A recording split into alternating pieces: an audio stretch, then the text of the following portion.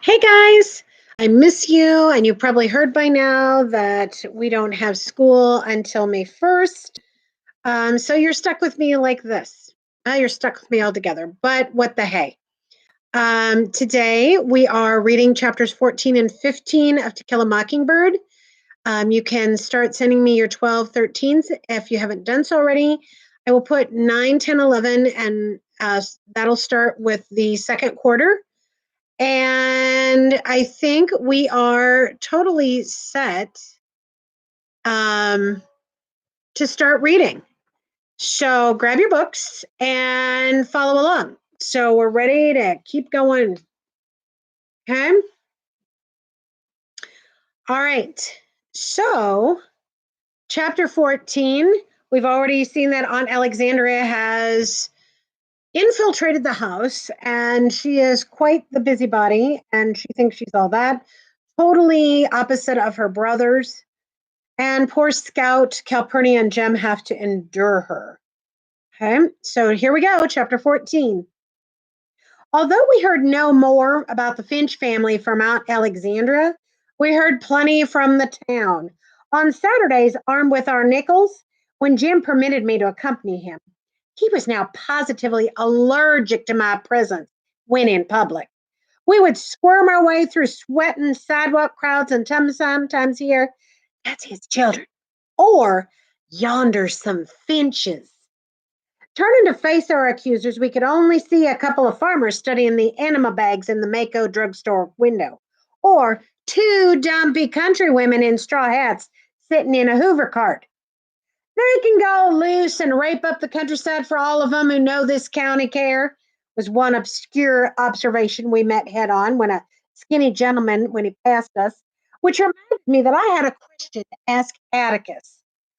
Um, what's rape? I asked him that night. Atticus looked around from behind his paper, and he was in his chair by the window. And as we grew older, Jim and I thought it generous to allow Atticus 30 minutes to himself after supper. He sighed and he said that rape was carnal knowledge of a female by force and without consent. Well, if that's all it is, why did Calpurnia dry me up when I asked her what it was? Atticus looked pensive. What's that again? Well, I asked Calpurnia, coming from church that day, what it was, and she said, "Ask you," but I forgot to, and now I'm asking you. His paper was now in his lap. "Again, please," he said. I told him in detail about our trip to church with Calpurnia, and Atticus seemed to enjoy it. But Aunt Alexandra, who was sitting in a corner quietly sewing, put down her embroidery and stared at us. "You all were coming back from Calpurnia's church that Sunday?" Jim said. "Oh, yes'm. She took us." I remembered something. "Oh, yes'm. And she promised I could come out to her house some afternoon. Atticus, I'll go next Sunday if that's all right, can I? Cal said she'd come get me if you were off in the car." "You may not." Aunt Alexandra said it. I wheeled around, startled, and then turned back to Atticus in time to catch his swift glance at her. But it was too late. I said, "I didn't ask you." For a big man, Atticus could get up and down from a chair faster than anyone I ever knew. He was on his feet. "You apologize to your aunt," he said. "I didn't ask her. I asked you." Atticus turned his head and he pinned me to the wall with his good eye. His voice was deadly. "First, apologize to your aunt." "I'm sorry, Auntie," I muttered. "Now then," he said, "let's get this clear. You do as Calpurnia tells you, you do as I tell you, and as long as your aunt's in this house, you will do as she tells you. Understand?" I, I understood.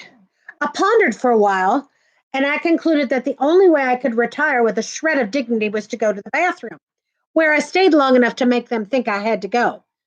Now, returning, I lingered in the hall to hear a fierce discussion going on in the living room. And through the door, I could see Jim on the sofa with a football magazine in front of his face, his head turning it as if pages contained in a live tennis match. You've got to do something about her, Auntie was saying. You've let things go on too long, Atticus. Too long. I don't see any harm in letting her go out there. Cal'd look after her there as well as she does here. Oh, who was the her they were talking about? My heart sank. Me. I felt the starch walls of a pink cotton penitentiary closing in on me, and for the second time in my life, I thought of running away. Immediately. Atticus, it's all right to be soft-hearted. You're an easy man. But you have a daughter to think of, a daughter who's growing up. That's what I'm thinking of. And don't try to get around it. You've got to face it sooner or later, and it might as well be tonight. We don't need her now. Atticus's voice was even. Alexandra, Calpurnia's not leaving this house until she wants to. You may think otherwise, but I couldn't have gotten along without her all these years. She's a faithful member of this family, and you simply have to accept the things the way they are. Besides, sister, I don't want you working your head off for us. You've no reason to do that. We still need Cal as much as we ever did. But Atticus, besides, I don't think the children have suffered one bit from her having brought them up. If anything, she's been harder on them in some ways than a mother could have been. She's never let them get away with anything. She's never indulged them the way most colored nurses do. She tried to bring them up according to her lights. Cal's lights are pretty good. And another thing, the children love her. I breathed again. It wasn't me. It was only Calpurnia they were talking about. Revived, I entered the living room. Atticus had retreated behind his newspaper, and Aunt Alexandra was worrying her embroidery. Bunk, bunk, bunk, bunk. Her needle broke the taut circle. She stopped and she pulled the cloth tighter. Bunk, bunk, bunk. She was furious. Jim got up and patted across the rug. He motioned me to follow. He led me to his room and he closed the door, and his face was grave. They've been fussing, Scout. Jim and I fussed a great deal these days, but I had never heard of or seen anyone quarrel with Atticus. It was not a comfortable night. Scout, try not to agonize Auntie, you hear? Atticus' remarks were still rankling, which made me miss the request in Jim's question. My feathers rose again. You trying to tell me what to do? No, it's just he's got a lot on his mind right now, without us worrying him. Like what? Atticus didn't appear to have anything especially on his mind. Well, it's this Tom Robinson case that's worrying him to death. I said Atticus didn't worry about anything.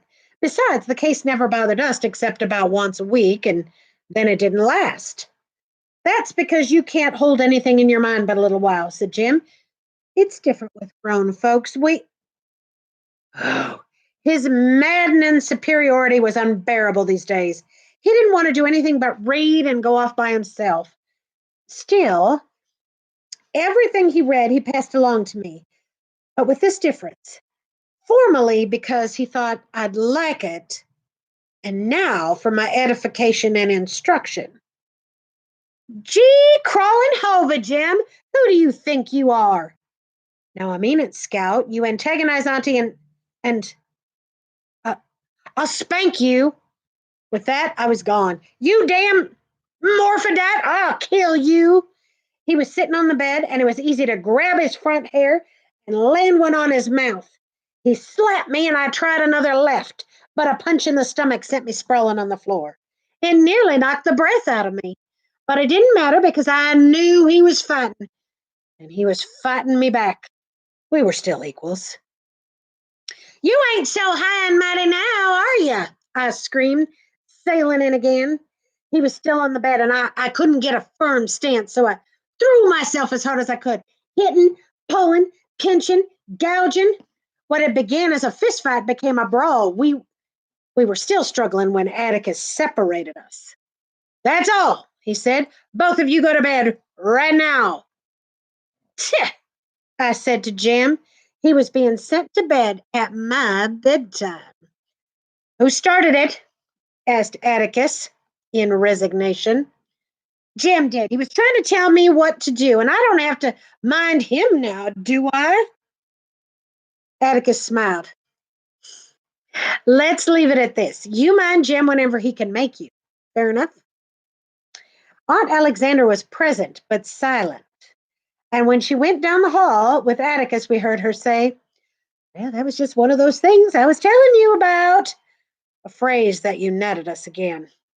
Ours were adjoining rooms, and as I shut the door between them, Jim said, Night, Scout. Night, I murmured, picking my way across the room to turn on the light. As I passed the bed, I stepped on something warm, resilient, rather smooth. It was not quite like hard rubber, and I had the sensation that it was alive. I also heard it move. I switched on the light and I looked at the floor by the bed. Whatever I'd stepped on was gone. I tapped on Jim's door. What? He said. Um, how does a snake feel? I don't know, sort of rough, cold, dusty. Why? I think there's one under my bed. Can you come look? Are you being funny? Jim opened the door. He was in his pajama bottoms. I noticed, not without satisfaction, that the mark of my knuckles was still on his mouth. When he saw I meant what I said, he said, if you think I'm going to put my face down to a snake, you got another thing coming. Hold on a minute. He went to the kitchen and he fetched a broom. You better get up on the bed, he said to me. You reckon it's really one? Oh, I asked. This was an occasion. Our house had no cellars. They were built on stone blocks a few feet above the ground, and the entry of reptiles was not unknown, but it was not commonplace. Why do you think that the houses are there? There aren't very many cellars, if any, and why are they built up on blocks? They're on a foundation, but it's high enough up. Think about it. You're in the south. The water levels are lower. Flooding. Okay, so they don't want their houses to flood.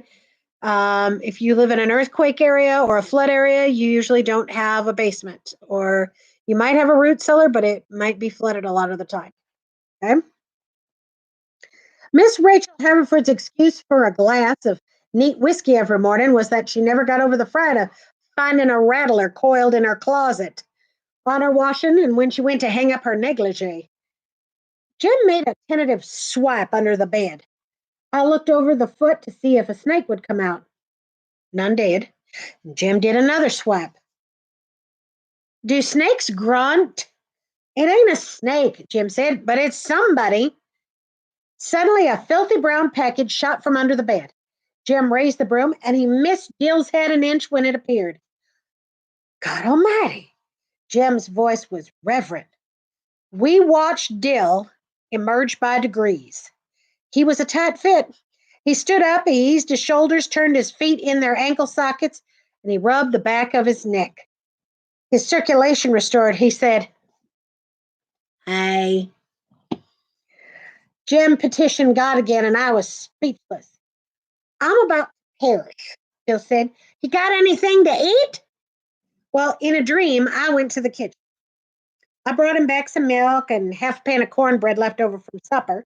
Dill devoured it, chewing from with his front teeth, as was his custom. I finally found my voice. How'd you get here?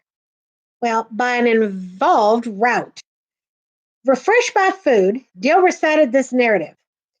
Having been bound in chains and left to die in the basement, there were basements in Meridian, by his new father, who disliked him and secretly kept alive on raw field peas by a passing farmer who heard his cries for help. The good man poked a bushel pod by pod through the ventilator. Dill worked himself free by pulling the chains from the wall, and still wearing the wrist manacles, he wandered 2 miles out of Meridian, where he discovered a small animal show and was immediately engaged to wash their camel. He traveled with the show all over Mississippi until his infallible sense of direction told him he was in Abbott County, Alabama, just across the river from Macon, and he walked the rest of the way. How'd you get here? Asked Jim. Well, he'd taken $13 from his mother's purse. He caught the 9 o'clock from Meridian and got off at Macon Junction.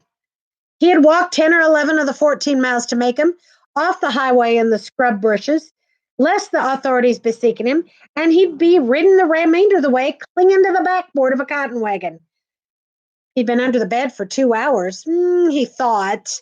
He heard us in the dining room, and the clink of forks on plates nearly drove him crazy. He thought Jim and I would never go to bed. He'd consider emerging and helping me beat Jim, as Jim had grown far taller, but he knew that Mr. Finch would break it up soon, so he thought it was best to stay where he was. He was worn out, dirty beyond belief, and home. So this tells us, we're going to find a little more out later, Dill finds continuity and stability with Miss Rachel and his friends and the Finches.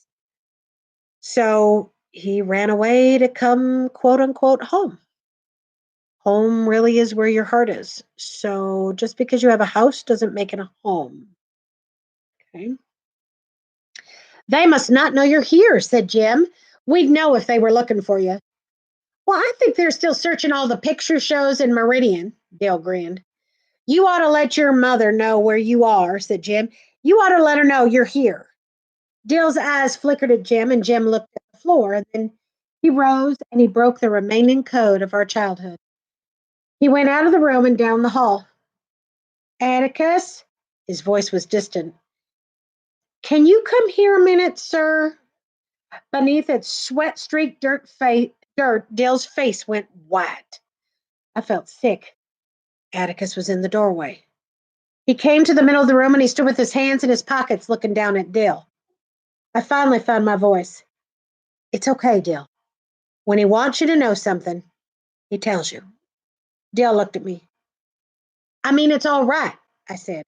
You know he wouldn't bother you. You know you ain't scared of Atticus. I'm not scared, Dale muttered. Just hungry, I'll bet. Atticus' voice had its usual pleasant dryness. Scout, we can do better than a pan of cold cornbread, can't we? You fill this fellow up, and when I get back, we'll see what we can see. Oh, Mr. Finch, don't tell Aunt Rachel. Don't make me go back, please, sir. I'll run off again. Whoa, son, said Atticus. Nobody's about to make you go anywhere but to bed pretty soon. I'm just going to go over and tell Miss Rachel you're here and ask her if you can spend the night with us. You'd like that, wouldn't you? And for goodness sake, put on some of the county back where it belongs. The soil erosion's bad enough as it is. Dale stared at my father's retreating figure. He's trying to be funny, I said. Well, he means take a bath. See there, I told you he wouldn't bother you. Jim was standing in a corner of the room looking like the traitor he was. Dale, I had to tell him, he said. You can't run 300 miles off without your mother knowing. We left him without a word. Dale ate and ate and ate. He hadn't eaten since last night. He used all his money for a ticket. He boarded the train as he'd done many times. Coolly chatted with the conductor, to whom Dale was a familiar sight, but he had not the nerve to invoke the rule on small children traveling a distance alone. If you lost your money, the conductor will lend you enough for dinner and your father will pay him back at the end of the line. Well, Dale couldn't do that. He didn't have a father waiting for him at the end of the line. He didn't have anybody waiting for him at the end of the line, so he went hungry. Dale made his way through the leftovers and was reaching for a can of pork and beans in the pantry when Mrs. Rachel's "Dear Jesus" went off in the hall. He shivered like a rabbit. He bore with fortitude her "Wait till I get you home. Your folks are out of their mind with worry."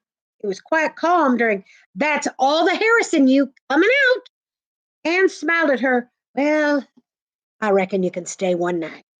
And he returned the hug at long last bestowed on him. Atticus pushed up his glasses and he rubbed his face. Your father's tired, said Aunt Alexandra, her first words in hours, it seemed. She'd been there, but I suppose struck dumb most of the time. You children, get on to bed now. We left them in the dining room, Atticus still mopping his face. Oh, from rape to riot to runaways, he chuckled. I wonder what the next 2 hours will bring. Well, since things seem to have worked out pretty well, Dill and I decided to be civil to Jim. Besides, Dill had to sleep with him, so we might as well speak to him. I put on my pajamas and I read for a while, and I found myself suddenly unable to keep my eyes open. Dill and Jim were quiet, and when I turned off my reading lamp, there was no strip of light under the door to Jim's room. I must have slept a long time, for when I was punched awake, the room was dim with the light of the setting moon. Move over, Scout. He thought he had to, I mumbled. Don't stay mad with him. Dill got in bed beside me. I ain't, he said. I just want to sleep with you. Are you waked up? Now, don't take that in any weird, creepy way. He wanted to crawl. He was missing his friends. He just wanted to crawl into bed, hat, and sit and talk with Scout. By this time I was, but I was lazily so. Why'd you do it? No answer. I said, why'd you run off? Was he really hateful like you said? No. Well, didn't you all build that boat like you wrote you were gonna? He just said we would. We never did. I raised up on my elbow, facing Dill's outline. What's no reason to run off? They don't get around to doing what they say they're going to do half the time. That wasn't it. He, they just wasn't interested in me. Now, this is the weirdest reason for flight I had ever heard. How come? They stayed gone all the time, and when they were home, even they'd be off in a room by themselves. What'd they do in there? Nothing, just sitting and reading. They didn't want me around them. I pushed the pillow to the headboard and I sat up. You know something? I was fixing to run off tonight because there they all were. You don't want them around you all the time, Dale. Dale breathed his patient breath, a half sigh. Good night. Atticus is gone all day, sometimes half the night, and off in the legislature, and I don't know what. You don't want them around all the time, Dale. You couldn't do anything if they were. That's not it. As Dill explained, I found myself wondering what life would be if Jim were different, even from what it was now. What would I do if Atticus didn't feel the necessity of my presence, help, my advice? Why, he couldn't get along one day without me. Even Calpurnia couldn't get along unless I was there. They needed me. Dill, you ain't telling me right. Your folks couldn't do without you. They must be just mean to you. Tell you what to do about that. Dill's voice went on steadily in the darkness. The thing is, what I'm what I'm trying to say is they do get on a lot better without me. I can't help them any. They ain't mean. Well, they buy me everything I want, but it's now you got it. Go play with it. You got a room full of things. I got you that book, so now go read it. Dill tried to deepen his voice. You're not a boy. Boys get out and play baseball with other boys. They don't hang around the house worrying about their folks. Dill's voice was his own again. Oh, they ain't mean. They kiss you and hug you goodnight and good morning and goodbye and tell you that they love you. Scout, let's get us a baby. Where? Yep, he said it. Do you think they have any idea, though, how babies are made? No. Okay. Well, there was a man Dill had heard of who had a boat, and he rowed it across to a foggy island where all these babies were, and you could order one. That's a lie. No, no, no, no, no, no, no. That's a lie. Auntie said God drops them down the chimney. And at least that's what I think she said. For once, Auntie's diction had not been too clear. Well, that ain't so. You get babies from each other, but there's this man too, and he has all these babies just waiting to be waked up. And he breathes life into him. Dale was off again. Beautiful things floated around in his dreamy head. He could read two books to my one, but he preferred the magic of his own inventions. He could add and subtract faster than lightning, but he preferred his own twilight world, a world where babies slept and waiting to be gathered like morning lilies. He was slowly talking himself to sleep and taking me with him, but in the quietness of his foggy island there rose the faded image of a gray house with sad brown doors. Whose house? That'd be the Radley's house. Dale, hmm, why do you reckon Boo Radley's never run off? Dale sighed a long sigh and turned away from me. Maybe he doesn't have anywhere to run off to. Good point. Doesn't have any place to go to. And I got to tell you guys, I kind of feel a little more empathy with Boo being here in the house. I've only gone out a couple times, and that's to go over to school and to go early morning to the grocery store to get some milk. So yeah, I'm pretty much a hermit in my house, missing my Boo Bears. So I can empathize with him. I went out on the porch last night. It was dark, and I sat on the front porch, and I kind of had that epiphany. I went, "Wow!" Kind of getting an idea of walking in Boo's shoes. How ironic is that the story we're reading we can pick up on some of those ideas. Interesting, huh? All right, so we're going to um, chapter 15, which doesn't take very long, and find out what happens there. Okay. After many telephone calls, much pleading on behalf of the defendant, and a long forgiven letter from his mother, it was decided that Dale could stay. We had a week of peace together, and after that, little by little, a nightmare was upon us. It began one evening after supper. Dale was over. Aunt Alexandra was in her chair in the corner. Atticus was in his. Jim and I were on the floor reading. Oh, it had been a placid week. I had reminded Auntie that Jim had outgrown the treehouse, but helped Dill and me construct a new rope ladder for it. Dill had hit upon a foolproof plan to make Boo Radley come out at no cost to ourselves. He said place a trail of lemon drops from the back door to the front yard, and he'd follow it like an ant. There was a knock on the front door, and Jim answered it and said it was Mr. Hectate. If you remember, Mr. Hectate is our sheriff. Well, ask him to come in, said Atticus. I already did. There's some men outside the yard. They want you to come out. In Macomb, grown men stood outside in the front yard for only two reasons: death and politics. I wonder who had died. Jim and I went to the front yard, or to the front door, but Atticus called, "Go in the house." Jim turned out the living room lights and he pressed his nose up against the window screen. Aunt Alexandra protested. "Just for a second, Auntie. Let's see who it is," he said. Dale and I took another window, and a crowd of men was standing around Atticus. They all seemed to be talking at once. "Well, we're moving him to the county jail tomorrow," Mr. Tate was saying. "I don't look for any trouble, but I can't guarantee there won't be any." "Oh, don't be foolish, Heck," Atticus said.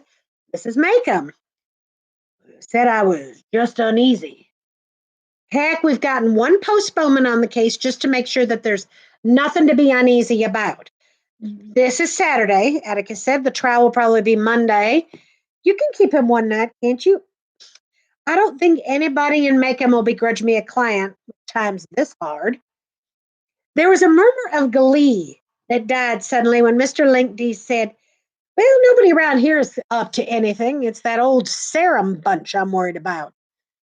If you remember, the old Sarum bunch would be when they were kids. Those would have been Boo's, Arthur Radley's childhood friends that are adults now. And remember, that was the old bunch that came in and caused all the issues. Paid the price, did their time. Can't you get, what is it, Heck? Change of venues. It ain't not much point in that now, is it? Atticus said something inaudible, and I turned to Jim, who waved me to silence. Besides, Atticus was saying, you're not scared of that crowd, are you? Well, know how they do when they get shinnied up. Well, they don't usually drink on Sunday. They go to church most of the day, Atticus said. This is a special occasion, though, someone said. They murmured and they buzzed until Auntie said if Jim didn't turn on the living room lights, he'd disgrace the family. Jim didn't hear her. I don't see why you touched it in the first place, Mr. Linknees was saying. You got everything to lose from this, Atticus, and I mean everything. You really think so?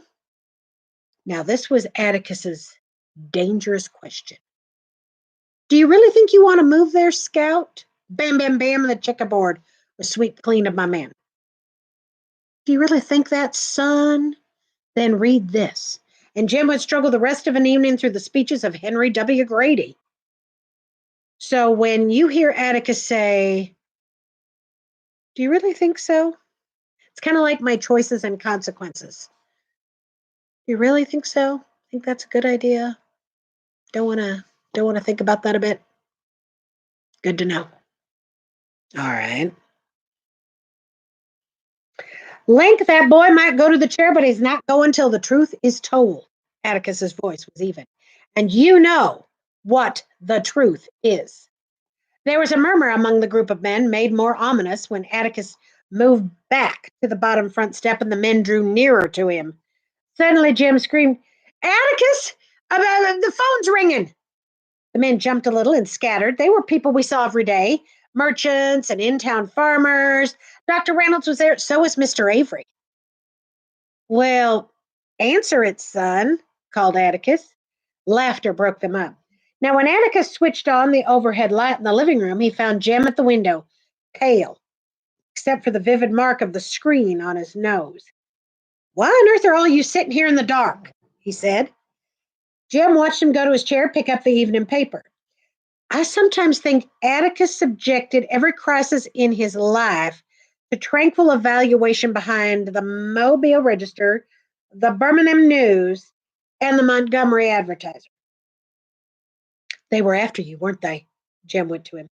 They wanted to get you, didn't they? Atticus lowered the paper and he gazed at Jim. What have you been reading? He asked.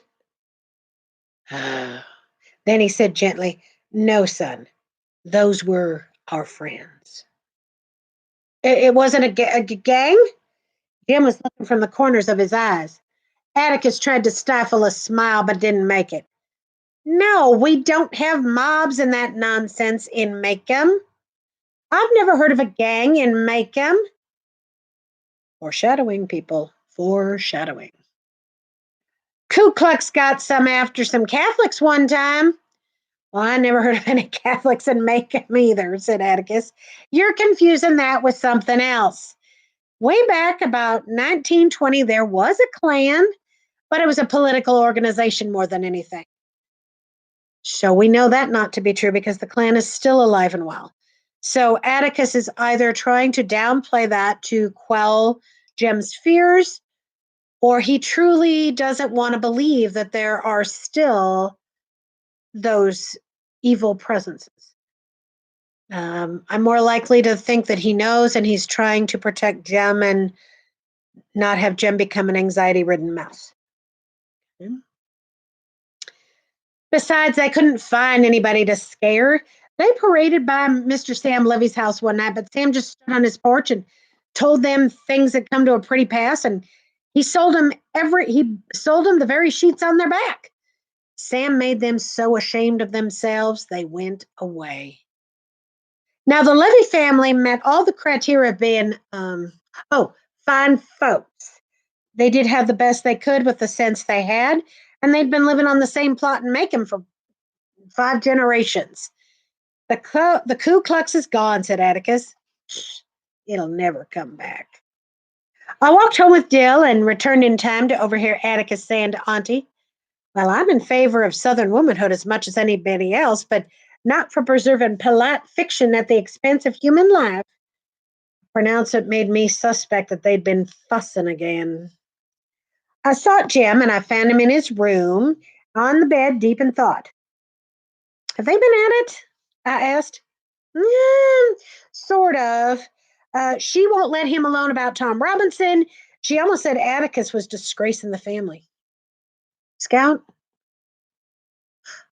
I'm scared. Scared what? I'm scared about Atticus. Somebody might hurt him. Jim preferred to remain mysterious, and all he would say to my questions was go on and leave him alone. Well, the next day was Sunday, and in the interval between Sunday school and church, when the congregation stretched its legs, I saw Atticus standing in the yard with another knot of men. Mr. Hectate was present, and I wonder if he'd seen the light. He never went to church. Even Mr. Underwood was there, and Mr. Underwood had no use for any organization but the Macomb Tribune, of which he was the sole owner, editor, and printer. Now, his days were spent at his linotype, where he refreshed himself and occasionally from an ever present gallon jug of cherry wine. He rarely gathered news, people brought it to him. It was said that he made up every edition of the Macomb Tribune out of his head and he wrote it down on the linotype. This was believable. Something must have been up to haul Mr. Underwood out. So why do you think all of Atticus's friends, even those that don't attend church, are at church? Think they're worried? Think they also have a concern that somebody might do something silly and hurt their friend? Okay. I caught Atticus coming in the door, and he said that they'd moved Tom Robinson to the Macomb jail. He also said, more to himself than to me, that if they kept him there in the first place, there wouldn't have been any fuss.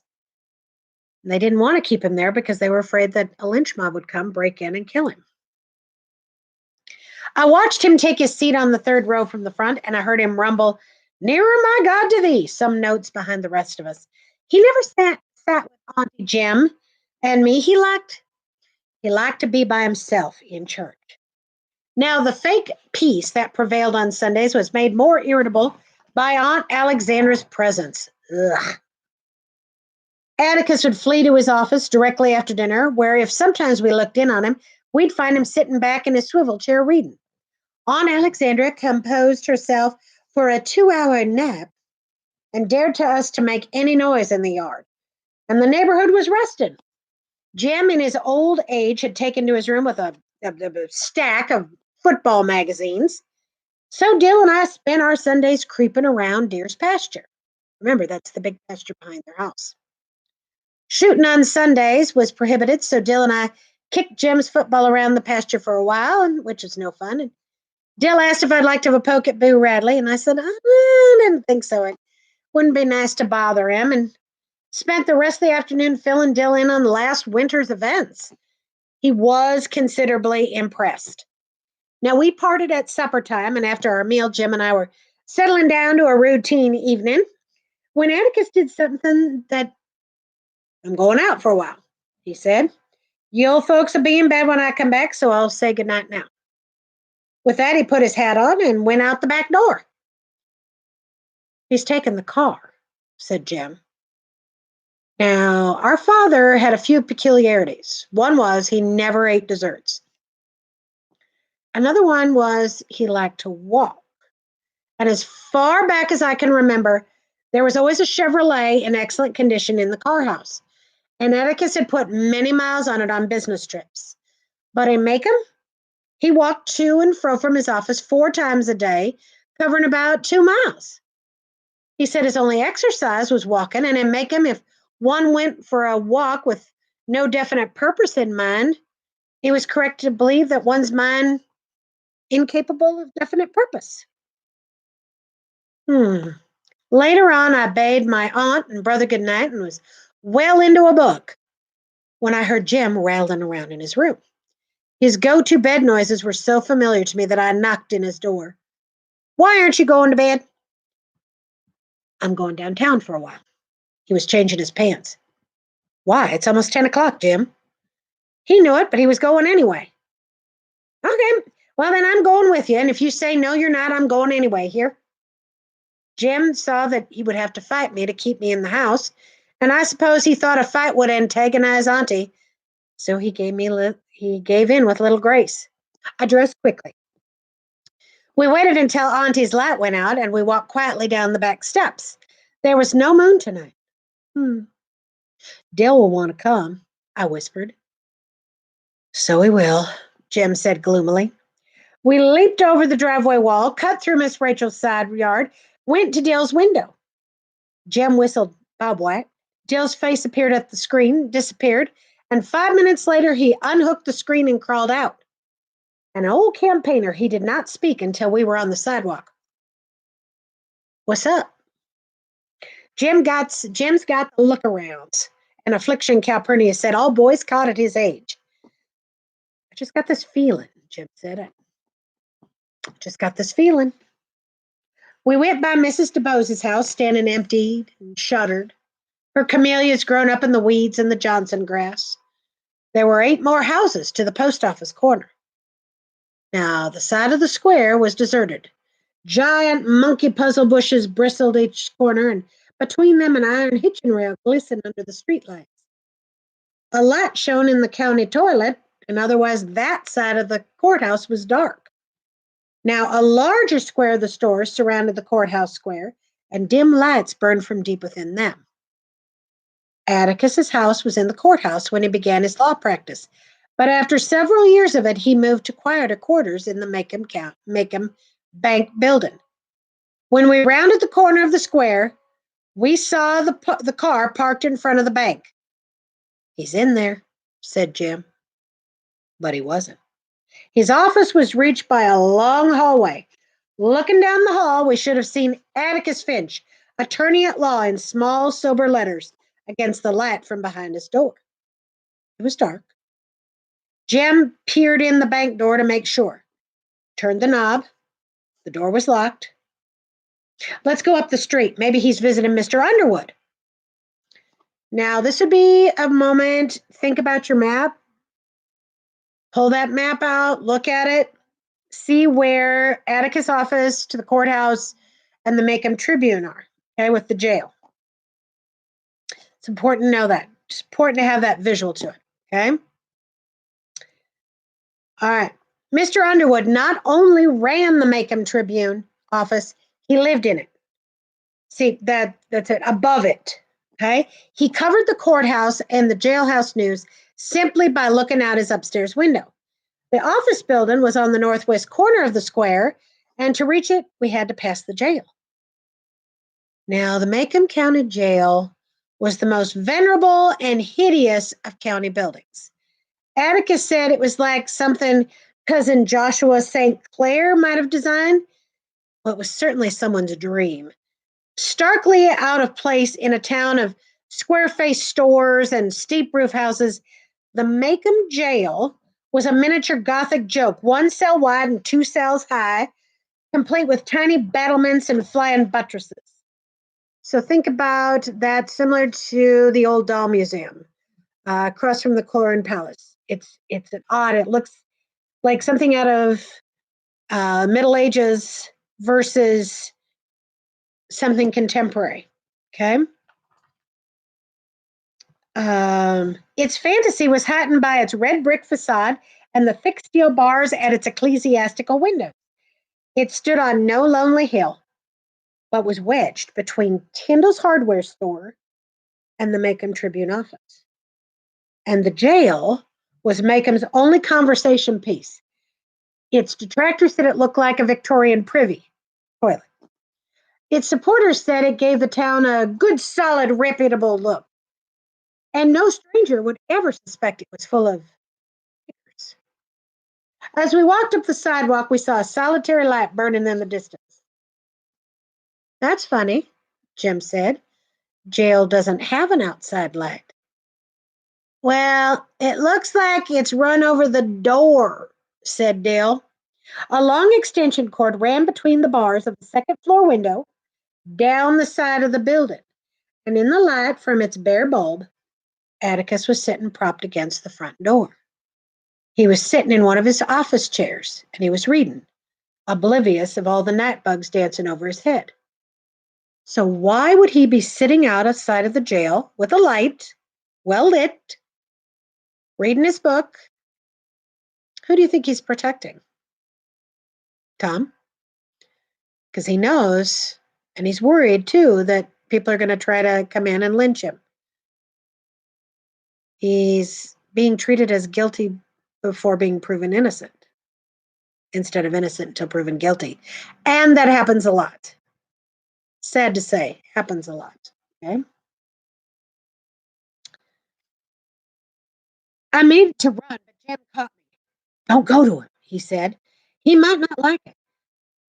He's all right. Let's go home. I just wanted to see where he was. Now, we were taking a shortcut across the square when 4 dusty cars came in from the Meridian Highway, moving slowly in a line. They went around the square, they passed the bank building, and stopped in front of the jail. Nobody got out. We saw Atticus look up from his newspaper. He closed it, folded it deliberately, dropped it in his lap, pushed his hat to the back of his head. He seemed to be expecting them. Come on, whispered Jim. We streaked across the square, across the street, till we were in the shelter of the Jitney Jungle door. Jim peered up the sidewalk. We can get closer, he said. We ran to Tyndall's hardware door, near enough at the same time discreet. In ones and twos, men got out of the cars. Shadows became substance as the light revealed solid shapes moving toward the jail door. Atticus remained where he was. The men hid him from view. "You in there, Mr. Finch?" a man said. "He is," we heard Atticus answer, "and he's asleep. Don't wake him up." In obedience to my father, there followed what I later realized was a sickeningly comic aspect of an unfunny situation.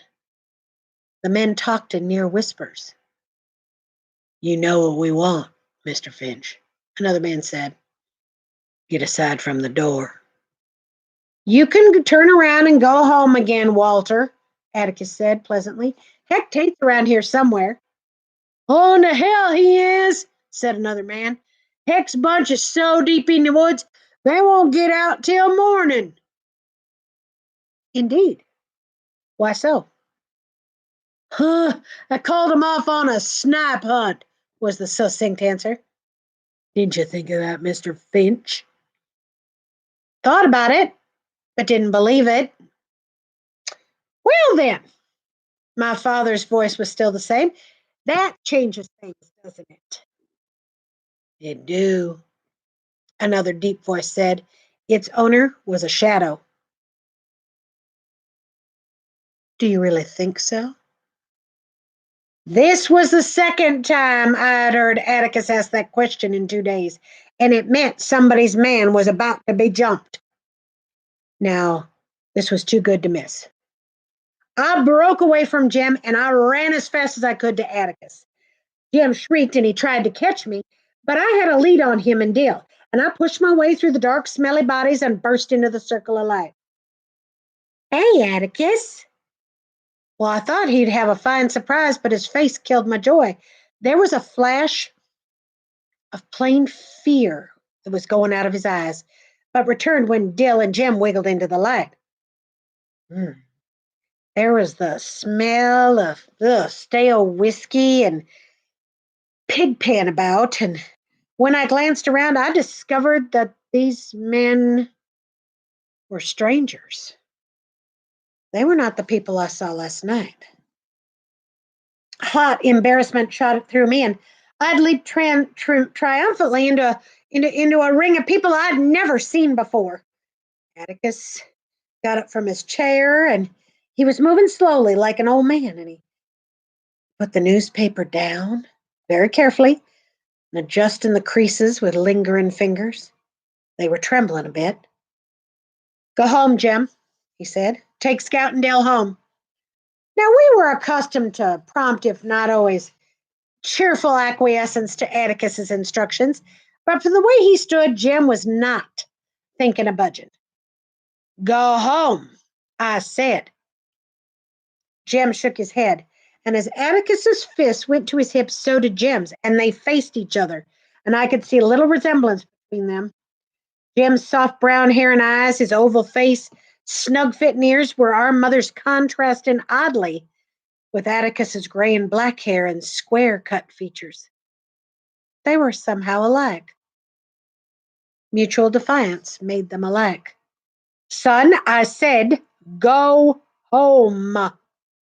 Jim shook his head.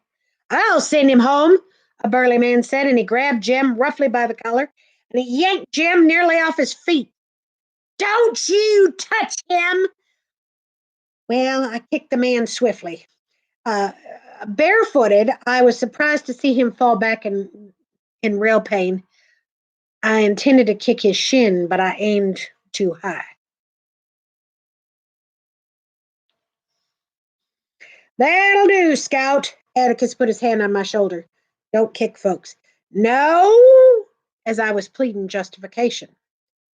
Ain't nobody gonna do Jim that way, I said. All right, Mr. Finch, get him out of here. Somebody growled. You got 15 seconds to get him out of here. In the midst of this strange assembly, Atticus stood trying to make Jim mind him. I ain't going, was his steady answer to Atticus's threats, requests, and finally, please, Jim, just take them home. I was kind of getting tired of that, but I felt Jim had his own reasons for doing what he did. In view of his prospects, once Atticus did get him home, I looked around the crowd. It was a summer's night, and the men were all dressed, most of them in overalls, denim shirts, buttoned up to the collars. I thought they must have been cold natured, as their sleeves were unrolled and buttoned at the cuffs. Some wore hats pulled firmly down over their ears. They were sullen looking, sleepy eyed men who seemed unused to late hours. I sought once more for a familiar face, and at the center of the semicircle, I found one. Hey, Mr. Cunningham! The man didn't hear me, it seemed. Hey, Mr. Cunningham, how's your entailment going? Now, Mr. Walter Cunningham's legal affairs were well known to me. Atticus had once described them at length. The big man blinked and hooked his thumbs in his overall straps. He seemed uncomfortable. He cleared his throat and he looked away. My friendly overture had fallen flat. Mr. Cunningham wore no hat, and the top half of his forehead was white, contrasting to his sun-scorched face, which led me to believe he'd wore one on most days. He shifted his feet, clad in heavy work shoes. Don't you remember me, Mr. Cunningham? I'm Jean Louise Finch. You brought us some hickory nuts once, remember? I began to sense the futility that one feels when unacknowledged by a chance acquaintance. I go to school with Walter, I began again. He's your boy.